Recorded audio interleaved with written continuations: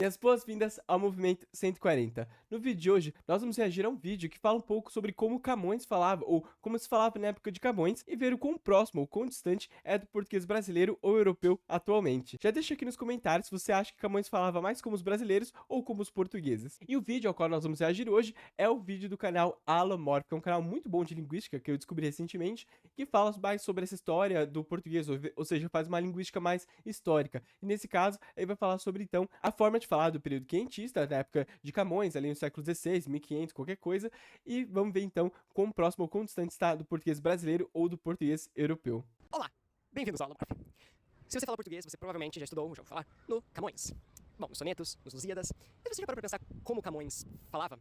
Tipo, mesmo quais sons ele emitia ao ler, ao falar no dia a dia, ao declamar a poesia dele? Porque seria muita ingenuidade achar que o Camões falava como se fala hoje em dia em Portugal, ou como se fala hoje em dia no Brasil. Vamos ver hoje, então, como era o português quentista, o português clássico, que é o português da época do Camões.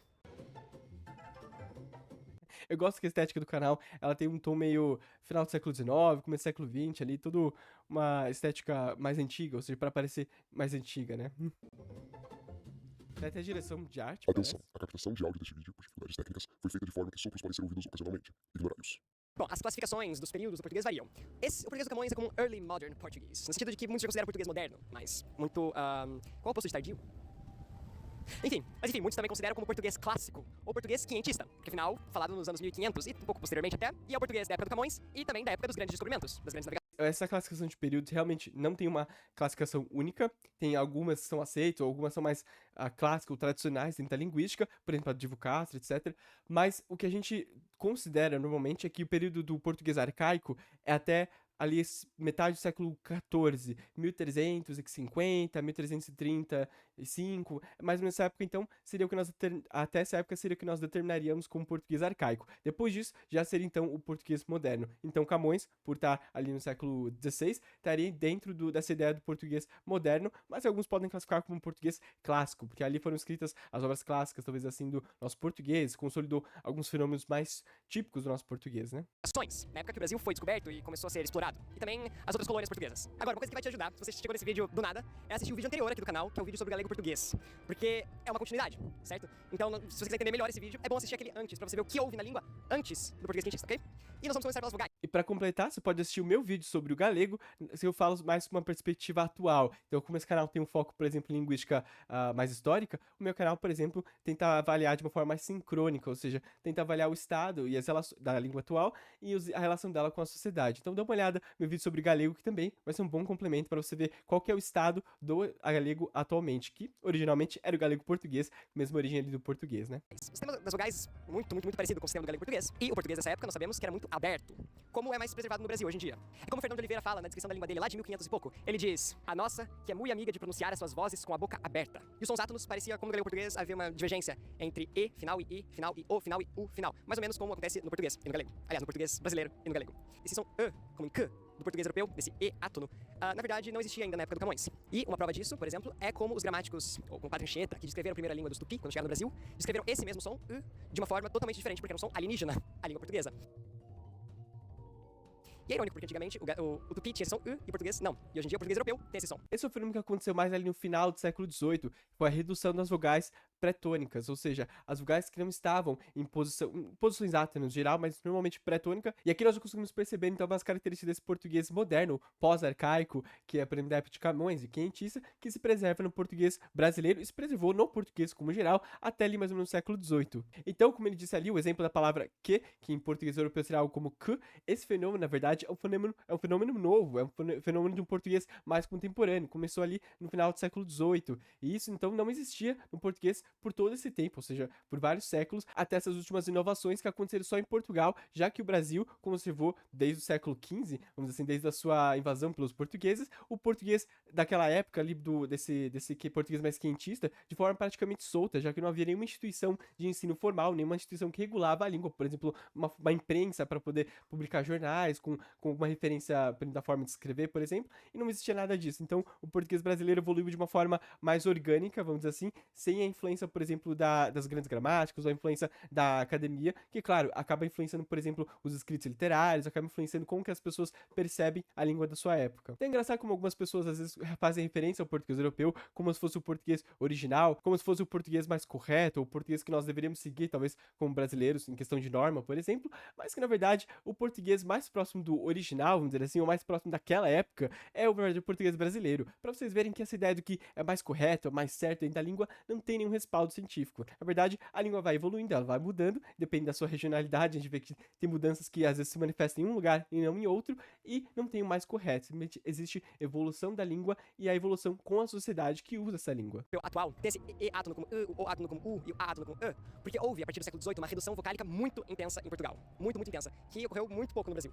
Até porque, e isso, obviamente, no século XVIII, foi depois do português cientista. E essa redução é tão intensa que muitas vogais são omitidas no português europeu, muitas vezes quando são faladas. Principalmente a vogal que muitas vezes é tirada totalmente, o que faz com que muitas palavras em português europeu, quando ditas, né, claramente, tem sílabas a menos do que no português brasileiro, que no geral preserva melhor. Quanto às consoantes, o português quintista é muito mais próximo, pelo menos o dialeto de português que mais se parece com o português quintista é o dialeto de Trás-os-Montes, aqui no norte de Portugal. Esse dialeto mantém o S e o Z, direto do galego-português, e o S herdado do latim, mas o T e o Z do galego-português viraram S, Z, normal. Então se você vê uma coisa em português quintista escrito com S, ela vai ser S ou Z. Mas se você vê uma coisa escrita com C, ela vai ser S. E se você vê uma coisa com Z, ela é Z. Então, o T e o Z viraram SZ, como nós temos hoje na maior parte dos dialetos.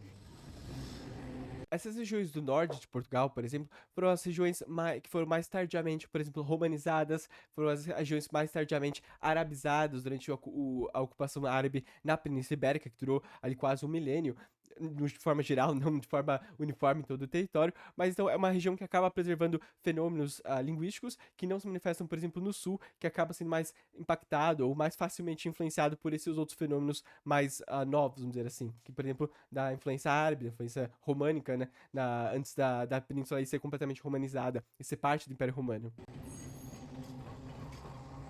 Melhor a propaganda do Corte Inglês de graça ali no... Mais detalhes sobre isso você encontra num vídeo que eu fiz só sobre isso e relacionando isso à ortografia também. E aí, nesse relação a sibilantes, as vogais finais, as sibilantes finais, eram como na maior parte dos dialetos, na grande parte dos dialetos brasileiros, como S, nunca como Sh. Ainda não tinha acontecido essa palatalização de transformar o S em Sh no final das sílabas, na coda das sílabas. Então, esse chiado que nós vimos, por exemplo, no português europeu, algumas pessoas podem fazer referência a isso, como eu disse, ao português talvez original, mas na verdade é um fenômeno muito mais contemporâneo do português, essa palatalização das palavras finais. Então, por exemplo, dizer mais, em vez de dizer mais, na verdade é uma coisa mais moderna, um português mais atualizado, mais contemporâneo, do que, por exemplo, o falar com o S normal que nós entendemos, como mais. E essa moda veio para o Brasil depois, no século XIX, lembra? Quando a família real portuguesa veio para cá e o centro do Império Português foi, na verdade, virou Portugal, né? Esse plano de vir para o Rio de Janeiro já existia em algumas especulações, algumas pessoas já tinham cogitado, antes mesmo da invasão napoleônica, a mudança da sede ou do centro ali da coroa portuguesa para Portugal, para o Brasil, e no final acabou sendo forçado uma situação de força maior, né? Ou seja, ou ficava em Portugal e era invadido por Napoleão, ou deslocava toda a família real com a ajuda e com o suporte ali da marinha inglesa, por exemplo, para chegar em segurança e montava a sede, ou remontava a sede, toda a nobreza, por exemplo, ali no Rio de Janeiro, agora sendo a nova capital do Império Português. E com isso vieram também vários modismos, como por exemplo o R mais afrancesado, que nós vemos no sotaque carioca, que é muito forte, e também esse chiado, que virou típico do Portugal atual que nós conhecemos, e típico do português carioca também, como nós sabemos. SZ, geral, fazendo com que o S e o Z se tornassem também SZ, fundindo tudo, começaram no sul e foram subindo com o tempo. Na época parecia ser mais prestigiado falar o S e o Z e o Z e o S, enfim, as 4 sibilantes de formas separadas. Mas com o tempo foi generalizando e o português, como é no Brasil e em grande parte de Portugal, só tem 2 sibilantes, S e Z, mas na época era 4. E o português quintista... Essas sibilantes é aquela diferença entre o som de S e Z, e é por isso que gera essa dificuldade, por exemplo, às vezes de escrever na grafia, né, de quais fonemas são escritos com S e quais fonemas são escritos com Z. Então, apesar do som de Z ter uma representação gráfica pela letra Z, às vezes, por exemplo, em posições intervocálicas, entre vogais, o S mesmo tem um som de Z. Isso vem dessa evolução das sibilantes, que acabou tendo, não tinha diferenças suficientes, não tinham fronteiras muito suficientes para poder separar os dois sons, e eles acabaram virando alofones, ou sons que representavam, que não seriam suficientes para distinguir palavras, né? E acabaram então sendo simplificados na fala, e na grafia acabaram sendo representados por vários processos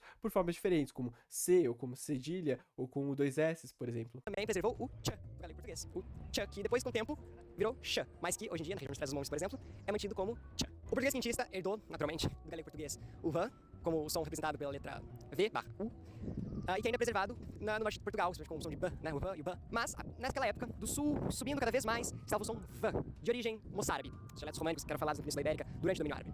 E esse v ia se popularizando cada vez mais. E as funções explosivas sonoras. E aqui é um aspecto muito legal para falar sobre a evolução do português em relação ao latim, por exemplo. Muitas vezes a gente vê a letra U em textos românicos mais antigos, né, palavras em latim, por exemplo, que hoje em dia se escreve com V, porque não existia esse som lábio-dental no latim. E isso então foi uma inovação, uma evolução desse som que aconteceu, na verdade, diz aqui foi influência do moçárabe, ou dessa forma mista entre o romance e o árabe que aconteceu durante a ocupação árabe da Península Ibérica, mas o aparecimento desse V ao invés de U já acontecia, por exemplo, desde o latim tardio, passando para o português arcaico, né? E aqui, por exemplo, esse som que nós vemos b é um som que as pessoas, às vezes, quando ouvem em espanhol, confundem com o V. Como vocês podem ver, eles são bem próximos aqui, os dois são fricativos, então o som de V e o som de V, eles são bem próximos um do outro, os dois são sonoros, mas com uma diferença entre a forma de articulação. Enquanto que nós dizemos, por exemplo, vaca, com V, lábio dental, vaca, as pessoas do norte de Portugal, por exemplo, que preservaram essa forma aqui,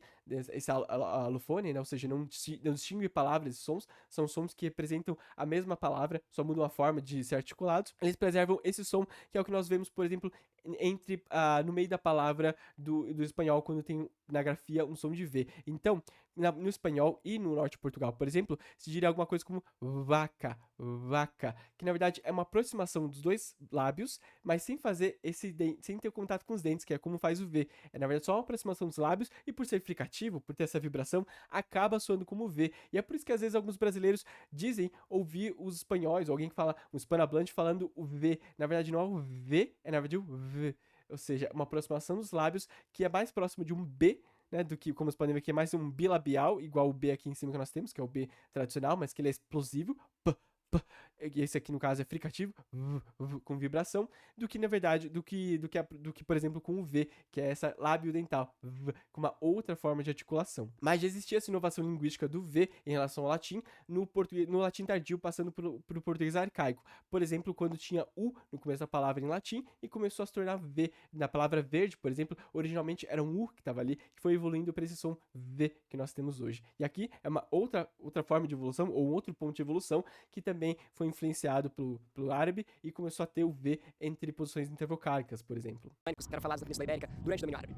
E esse v ia se popularizando cada vez mais. E as funções explosivas sonoras intervocálicas, como b, d, g, eram faladas mais como no Brasil, b, d, g, oclusivos. E não como em Portugal, onde elas são fricativizadas, b, d, g. Como o particípio, no Brasil se fala comprado, em Portugal, comprado. Como eu já falei também no vídeo sobre tch e chã, que eu falei de palavras que foram reintroduzidas e viraram como plato, prato, blanco, branco, nós tínhamos palavras que passaram por esse processo, mas que até chegarem no português atual foram ainda re-relatinizadas. Então branco, prazer e tal sobreviveram. Mas palavras como frauta e frecha não sobreviveram como flauta e flecha, como você pode encontrar nos Lusíadas até, em outros textos. Mas foi relatinizado de novo e se tornou flauta e flecha. Mas esse grupo fr, pr, cl e cr eram mais frequentes, bem mais frequentes antigamente. Quanto à colocação pronominal... Ali a gente tem evolução consonântica de certos grupos de consoantes, né? E aí acontece essa perda, e algumas palavras são resgatadas, às vezes por influência de um certo... de uma literatura que busca resgatar, por exemplo, algum latinismo, coisa assim, e algumas vezes esse é um processo que acontecia naturalmente no latim vulgar, no latim tardio, e que também se manifesta no português brasileiro hoje em dia, que é aquele português, como disse, um pouco mais... ficou muito tempo solto, tem instituições de ensino muito fortes regulando a forma de falar, por exemplo. Então, alguém dizer uma frecha hoje, ao invés de dizer flecha, é um fenômeno que acontece em muitas regiões do Brasil, até por conta dessa natural troca dessas consoantes líquidas, né? As consoantes líquidas R e elas têm uma troca muito, muito frequente, e é o que nós chamamos de rotacismo, né? Que é a troca de um pelo outro. Lembra muito do galego português e de outras línguas românicas. E é claro, havia uma preferência interessante pela próclise, como no Brasil. Depois de Portugal, a partir mais ou menos do século XIX, começou uma tendência a forte ênclise em quase tudo. Claro que a próclise é usada em Portugal em casos específicos. No Brasil, a próclise generalizou e a próclise é usada o tempo todo. Só se, por exemplo, for um ambiente muito formal, talvez se use ênclise em alguns casos. E em variantes africanas... Então, como vocês podem ver, essa tendência brasileira de usar a próclise o tempo todo, ou seja, ter uma língua proclítica, o que é isso? É colocar o pronome antes do verbo. Então, por exemplo, em casos como me dá um cigarro, esse clássico exemplo que nós temos da literatura, nós diremos no português europeu, dá-me um cigarro, né? Então, esse uso de forma mais sistemática da ênclise é uma evolução posterior, na verdade. O que acontecia antigamente no português mais arcaico, que o português brasileiro preservou muito bem, e hoje é uma das suas características mais fortes, é a próclise, ou seja, o pronome no começo antes ali do verbo, que é o que acontece, por exemplo, no castelhano. O castelhano também é uma língua basicamente proclítica, e ali tem a ênclise em alguns casos específicos, como, por exemplo, infinitivo, ou até no caso do gerúndio. A ênclise é parecida mesmo em casos em que o português europeu faz próclise. E vai ter vídeos sobre as variedades africanas ainda. Calma. E o gerúndio, em construções progressivas, né, estou fazendo, era o comum na época de Camões. Até nos primeiros versos dos Lusíadas dá pra perceber isso. Isso foi outra inovação que o português europeu fez. Ou seja, em português europeu atualmente, o gerúndio não é usado para descrever uma ação contínua do presente, por exemplo. Então, ao invés de dizer estou fazendo um vídeo, se diria em português europeu, estou a fazer um vídeo. No caso, usando ali o infinitivo e a preposição a. E isso é curioso porque também é uma coisa que o português brasileiro preservou dessa época quinhentista. E então nós formos pensar, claro, eu acho uma discussão às vezes meio tosca, ficar pensando qual que é o português mais correto, porque não existe nada disso, não existe nenhuma base científica para dizer o que é mais certo, o que é errado. Como nós vimos, a língua vai mudando e evoluindo e vira o que ela é no período sincrônico, né, no momento atual que nós temos a língua, e vai mudar para outras coisas. Mas muitas pessoas que acabam, por exemplo, hipervalorizando uma forma de língua, no caso, em relação à brasileira, claro, que não existe, por exemplo, na literatura se usa ênclise, na literatura não tem esse uso, por exemplo, excessivo de gerúndio, em muitos casos, por exemplo, em alguns portugueses até estranho esse uso excessivo de gerúndio. Isso tudo, na verdade, é a forma com que a língua portuguesa nasceu, é a forma com que ela pôde evoluir dentro das suas condições sociais, né? Então, se ela tinha como base, aquele português trazido do período quentista, daquele período do começo ali que nós chamamos de período português moderno, então é a base que ele teve para evoluir e, como eu disse, sem nenhuma instituição de ensino formal regulando ou trazendo, por exemplo, as influências do português europeu, com exceção, é claro, daquela camada muito pequena, elitizada, que estudava em Coimbra, por exemplo, e trazia e criava literatura muito baseada, por exemplo, nas estruturas que se viam, na influência que tinha de Portugal. A língua evoluiu aqui nas camadas populares, que seria o país inteiro, já que era um país basicamente composto de escravizados, no caso, e de pessoas de povos originários cristianizadas, por exemplo, acabou resultando no que nós entendemos como o português brasileiro atual, com as suas características peculiares, que em muitos casos é conservador de preservar muitas coisas ali até de um português medieval, não é? Mas que ao mesmo tempo inovou sobre essa base de português medieval e nós virou a língua que é hoje, essa língua tão produtiva que se espalha pelo mundo. Os pessoais, na época, eram os pronomes completos que nós aprendemos na escola e que hoje em dia só estão vivos praticamente no norte de Portugal. Eu, tu, ele, ela, nós, vós, eles, elas. Enquanto o centro-sul de Portugal tem uma preferência muito maior por vocês, né? E no Brasil, claro, vocês, tu até se usa, e o você, que é mais, né, característico. Quanto à conjugação, também a conjugação era aquela que nós aprendemos na escola e que só se conserva no norte de Portugal hoje em dia. Fica praticamente tudo igual, mas o vós conjugado sempre como vós. O vós sois, vós entendeis e tudo mais. E também a função do vós como uma forma mais respeitosa. Mas tem mais sobre isso no vídeo que eu fiz sobre tu, você, vós, vai lá entender mais sobre isso. E numa época em que a erudição e a renascença maior começaram a entrar muitos termos latinos, palavras que muitas vezes não havia no português e que foram reintroduzidas a partir do latim. Muitas pessoas na época não gostavam das. E é isso que eu estava falando sobre a ideia da relatinização da língua portuguesa, e nesse período, por exemplo, é onde começou a representar a grafia, começou a propor formas de escrita, na forma da grafia, mais próximas das palavras originais do latim. E aí, por exemplo, nós vemos aqueles fenômenos de ter, por exemplo, PH ao invés de F e coisas assim que, depois com as reformas do século XX, nós vimos que ali era melhor, na verdade, simplificar esse sistema e aproximar da forma com que ele era produzido, ou seja, da forma com que ele era realizado na fala das pessoas. Mas, então, a partir desse momento, começou a se resgatar formas latinas de falar algumas palavras e também a forma de se escrever mudou, privilegiando a forma que preservava a origem daquela palavra do latim e não a forma com que talvez ela se modificou e se aportuguesou com o tempo. Latinizações, outras gostavam e viam como algo natural. E as palavras todas que nós conhecemos e que não respeitam a mudança natural que nós falamos no outro vídeo do galego português, provavelmente foram relatinizadas. Como palavra com L intervocálico, com N intervocálico. As palavras todas foram reintroduzidas ou recém-introduzidas, introduzidas pela primeira vez no português. E muitas palavras na época foram relatinizadas, como flor, que antes no galego português era com fror, ou frol. E algumas houveram tentativas de serem relatinizadas, mas não pegou. Por exemplo, leitor é como chegou naturalmente a nós, mas não sobreviveu. Tentaram relatinizar como lector. Alguns usavam lector para parecer mais do latim, mas não pegou. E antigamente nós tínhamos o bautismo, de baptismo do latim, mas o bautismo foi relatinizado para baptismo mesmo, como era no latim. E sobreviveu, mas sumiu depois de um tempo e hoje nós temos batismo. E se você gostou de aprender como Camões falava, não perca, eu vou lançar vídeos lendo textos da época com a pronúncia da época. Então curte esse vídeo, comenta, compartilha nas redes sociais, segue também o Belomorph nas redes sociais, dá uma olhada no Apoia-se Belomorph. Apoio é muito importante, ainda não fiz uma divulgação direito. Então fica aí a recomendação do canal, muito bom, eu gostei mesmo do conteúdo, traz conteúdo científico, traz conteúdo com base em documentos que nós temos, o que é mais importante na hora de fazer a análise da língua. É claro, aqui a ideia não é fazer uma análise sociológica, parece que a proposta não é trazer uma análise da língua com relação à sociedade atual, como que ela se manifesta, mas é uma visão, talvez, da história da língua portuguesa, que é sempre legal de observar, sempre legal de analisar, e para mim, por exemplo, eu acho mais interessante é comparar com os fenômenos que nós vemos hoje em dia no português atual, tanto na Europa, quanto no Brasil, e quanto no continente africano, e às vezes até no continente asiático, em alguns contextos, alguns países que têm o português como língua oficial, ou como língua de uso cotidiano das pessoas. Mas eu vou ficando por aqui, muito obrigado por ver esse vídeo até o final, já deixe seu curtir, se inscreva no canal para acompanhar mais conteúdos como este, você também pode deixar aqui embaixo comentários e até sugestões para próximos vídeos. Nós também estamos no Instagram, basta procurar por movimento.140 e no TikTok Movimento 140. Muito obrigado e até a próxima.